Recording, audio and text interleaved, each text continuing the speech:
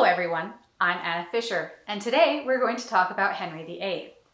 Or actually, we're going to be talking about King Henry and St. Thomas, and there were two of those. I had a hard time not saying in my little Thomas More section in my Colorful Catholics and Plain Protestants video that the Catholic Church went and made Thomas More a saint for being killed by Henry VIII, like that made him special or something, because it didn't. Henry VIII killed a lot of people. He was really enthusiastic about killing anybody who annoyed him slightly. And interestingly enough, this is not the only St. Thomas that he had a particular hatred for. There was another St. Thomas who was also martyred by a King Henry of England that Henry VIII hated. And that St. Thomas was St. Thomas Becket. And that King Henry was Henry II. And this happened several hundred years before Henry VIII was born. Thomas Becket, if you don't know, is the saint that they had a shrine to at Canterbury that the pilgrims in the Canterbury Tales were going to visit. This was actually a very popular pilgrimage destination for this reason. Thomas Becket was the son of a relatively prosperous London family with a French descent, and they sent their son away to study and become a clerk in the household of the Archbishop of Canterbury. And this put Thomas into a sort of awkward middle position that a lot of people were in at the time, whereupon they were part of the Catholic Church, but not part of the Catholic Church. They were not priests, they were not ordained, but they fell under church law. And this is something that will become significant and interesting later in his life.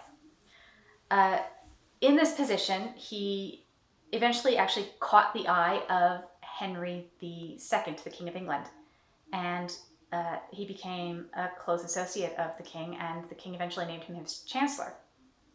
And they worked very well together for several years. And when the Archbishop of Canterbury died, and Henry II was looking around for somebody who would be his man as Archbishop of Canterbury, he looked at Thomas Becket and went, you, I like you, and you will help me.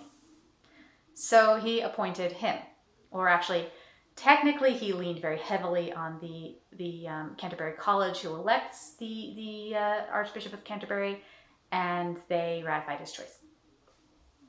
So Thomas Becket actually had to be ordained a priest to become Archbishop of Canterbury. He wasn't already a priest.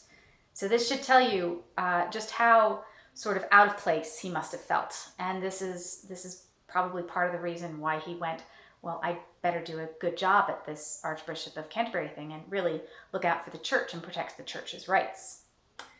Well, he had been appointed to be Henry II's man because Henry II really was kind of having beef with the church. He wanted to reform the laws in England, and one of the things he kept bumping up against was the fact that there was this system of church law in which people who were members of the church, priests, monks, nuns, and also people like Thomas Becket had been, these clerks who worked for priests and bishops and in their households, fell under church law and could be tried by church law instead of by secular law.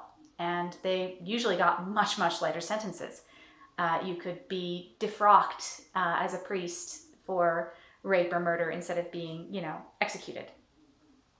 So this really bothered Henry II, and he really wanted to do away with the system and have one law in his country. And so he said to Thomas Becket, you're my archbishop now. Are you going to help me do this? You're going to help me do this, right? Yeah. And Thomas Becket said, no, I will not. I will not help you prosecute these, what they call the criminous clerks.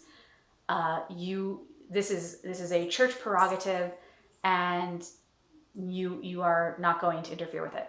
And Henry II, he didn't take this well. And eventually Thomas Becket had to flee to France, and then there was a reconciliation and he came back, and then Thomas still would not play ball, and Henry II got very frustrated, and he said in front of some of his knights something that has been variously translated as, "Will no one rid me of this troublesome priest, and will no one rid me of this meddlesome priest?" And some of his household retainers, men-at-arms, took this as an order, and they went to kill Thomas Becket. And Thomas was very shrewd, and he went into the cathedral where he was the archbishop, the Cathedral of Canterbury, so that when he was murdered, he wasn't murdered at the altar doing mass. That was a later story, but he was murdered within the Canterbury Cathedral. And he was martyred there for upholding church prerogative. And very quickly after that, there started being miracle stories, miracles attached to Thomas Becket's shrine and praying to Thomas Becket. And so King Henry II actually sponsored him for sainthood. Yes, he did. And he became a saint, and Henry did a penance at Thomas Becket's tomb where he was whipped. And because Thomas Becket was a Londoner, he became a sort of patron saint of London, even though he was Archbishop of Canterbury, and he wasn't officially the patron saint of London. But he was, in the London Seal for a while, and he was the beloved son and beloved saint of London. And he became a saint for opposing a king who was trying to interfere with the church in his own country. And Henry VIII was self-aware enough to understand this parallel, and apparently he could be provoked to ranting at length about Thomas Becket. And I'm not gonna say that Henry VIII was being unreasonable here, because I too can be provoked very easily into ranting at length about people who have been dead before I was born. For me, one of those people is Henry VIII, who I hate with every fiber of my being. So I don't think it's unreasonable that he hated Thomas Becket with every fiber of his being. But it really is very interesting that you had Henry II and Thomas Becket, and then you have Henry VIII and Thomas More. These two stories, these very, very strong parallels, and Henry VIII was absolutely self-aware enough to understand this parallel and to just absolutely hate Thomas Becket. So what does this say for those of us who write novels and who have an interest in writing novels? Well, one of the things it says is that if you have a strong parallel to the history of your world and your story, it is absolutely not at all unreasonable for characters to pick up on this parallel and point it out and have very strong feelings about it. If you have a parallel this strong, nobody is going to consider it realistic. But it happens. You end up with two King Henrys and two St. Thomases who basically were involved in the same conflict about bringing the Catholic Church in England under the Crown's control. But if you have that kind of strong historical parallel, it's not at all unreasonable for your characters to understand that parallel exists and to point it out and to have feelings about it. Anyway, I hope you enjoyed this video. If you got this far, please consider liking and subscribing and hitting that notification bell and maybe leaving me a comment. Social media links are in the description below. I hope you have a wonderful day, and if you haven't had a wonderful day so far, I hope it gets better.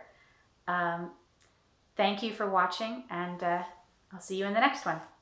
Bye.